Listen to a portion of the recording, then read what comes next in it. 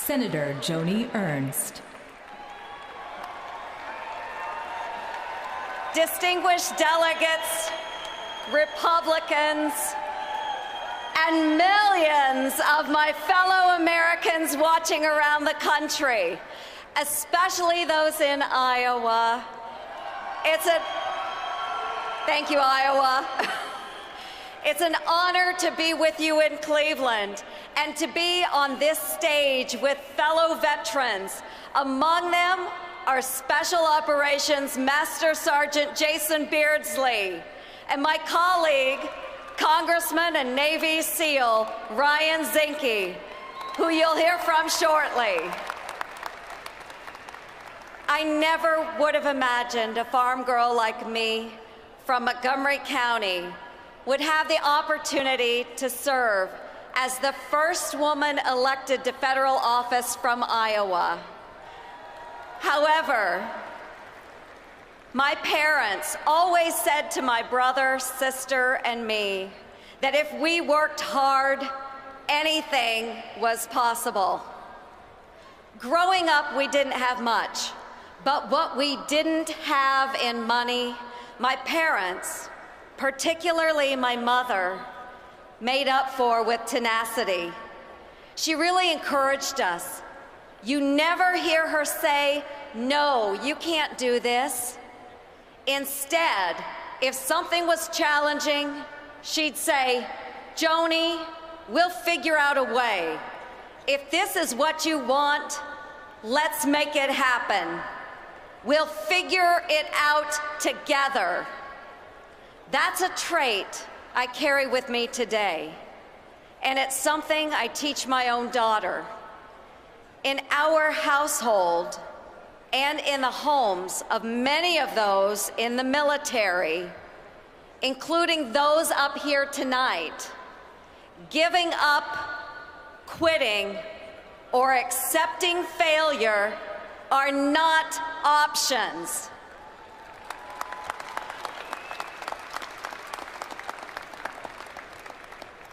That resilience is not unique to our house.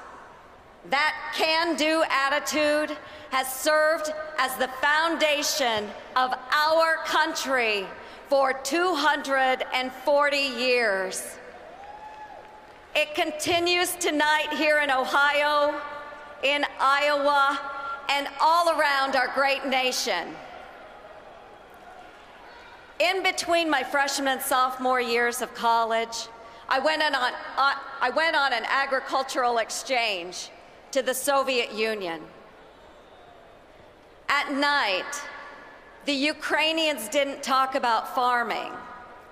Rather, they wanted to know what it was like to live in a country where they could experience freedom. They wanted to know, yes, beautiful freedom. They wanted to know about our country, a place where anything was possible. When I came home, I realized it wasn't enough to simply enjoy freedom and liberty. I had to do my part to protect and preserve it. So I joined the military, which is a tremendously important institution that defends the freedoms that Americans cherish.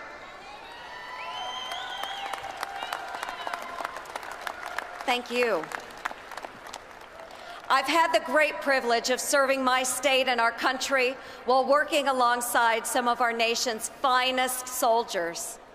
For 14 months, I served as a company commander during Operation Iraqi Freedom, where my unit was tasked with running convoys through Kuwait and southern Iraq. Last November, after more than 23 years of service, I retired as a lieutenant colonel in the Iowa Army National Guard.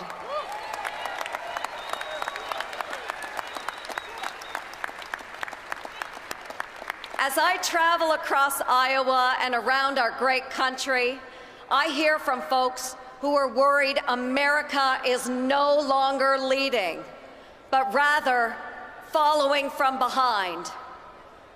Those concerns are echoed by our allies around the world, and rightfully so.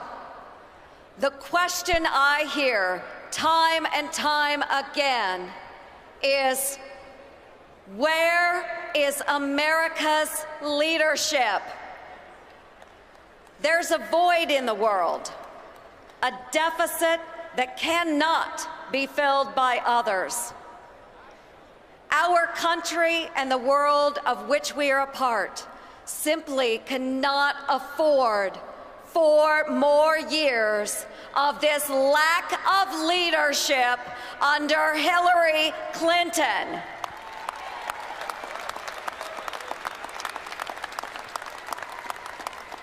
Our allies see us shrinking from our place as a leader in the world, as we have failed time and again to address threats.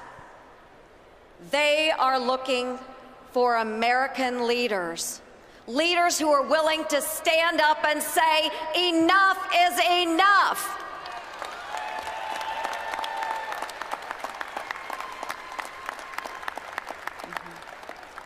Unfortunately, Hillary Clinton cannot be trusted. Her judgment and character are not suited to be sitting in the most powerful office in the world. She has already failed us too many times before. Hillary Clinton has failed to stop the expansion of terrorism. Her policies in Libya, Afghanistan, Iraq, and Syria have created more safe havens for terrorism. Shockingly, she continues to support a policy that brings captured terrorists into our backyards. All of us up here believe that's unacceptable. Unacceptable. Hillary Clinton has failed to support our allies. Her decision to back the Iran nuclear deal puts in peril our longtime friends and allies in the region, especially Israel. They have continued to threaten to destroy Israel, both directly and indirectly, through its terrorist proxies, such as Hezbollah. They remain the top sponsor of terrorism, which endangers not just Israel, but Europe and the United States.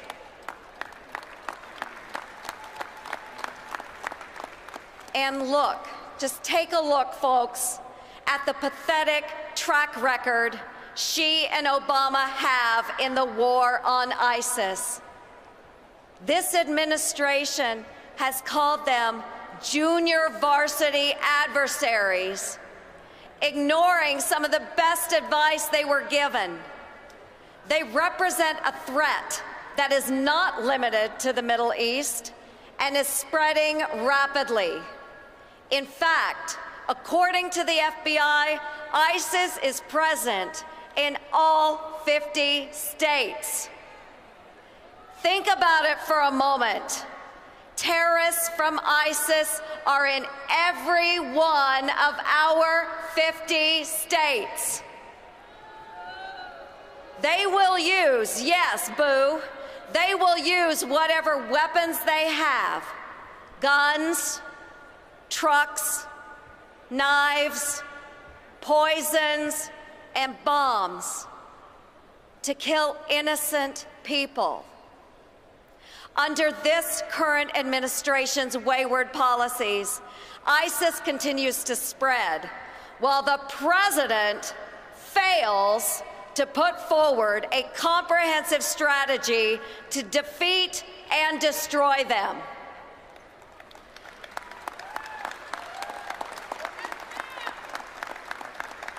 Donald Trump will not hesitate to call radical Islamic terrorism by its name. and he will not hesitate to destroy those that wish to harm our great nation. USA!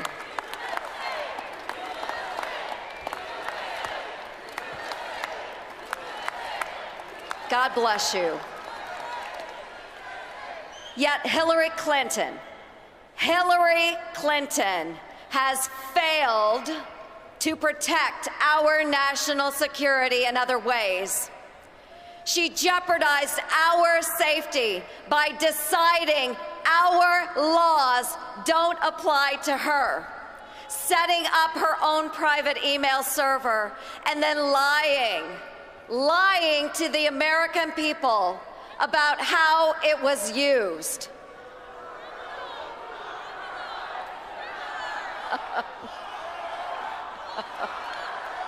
That's right. Our men and women of the armed services, and let me say this clearly, our men and women of the armed services do not fail us. They cannot fail us. The veterans here with me did not fail us.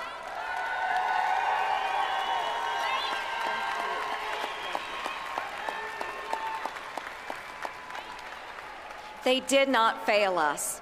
They too are individuals of the highest integrity. Our presidents cannot fail us either. How can we accept Hillary Clinton when she has failed them, failed us, and cannot be trusted? She has proven time and time again that she is entirely unfit to serve as our nation's commander-in-chief.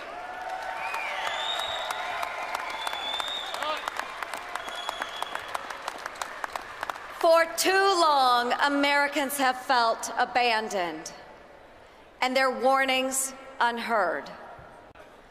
Donald Trump has heard these voices loud and clear. We cannot afford 4 more years of the same failed policies. If that is not enough, the Veterans Administration has been failing those who have served alongside those of us here on the stage with scandal after scandal at the highest levels. Inferior care, long wait times, extraordinary inefficiency, and a bureaucracy that has gone wild still continues. We need a commander-in-chief who will stand up to our enemies, support our allies, and have our veterans' backs. We need, thank you, we need a leader who will ensure America remains a strong, stabilizing force around the globe and who will keep us safe here at home. Our country cannot take another 4 years like the 8 we've just had. It's time to stand up and fight for the security of our children, our grandchildren, and ourselves.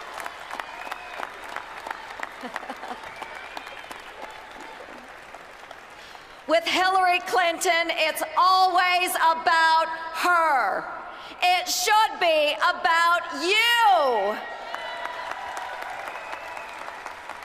Donald Trump is focused on you. He gave a voice to a movement of millions of Americans who are tired of politics as usual. I know as president, He will work tirelessly to keep our nation safe.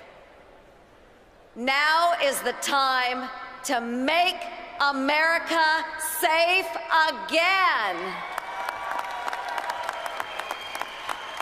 Thank you, thank you. Thank you, and may God bless all of you, the wonderful state of Iowa, the brave men and women in uniform, and these great United States of America. God bless you. God bless you. Thank you.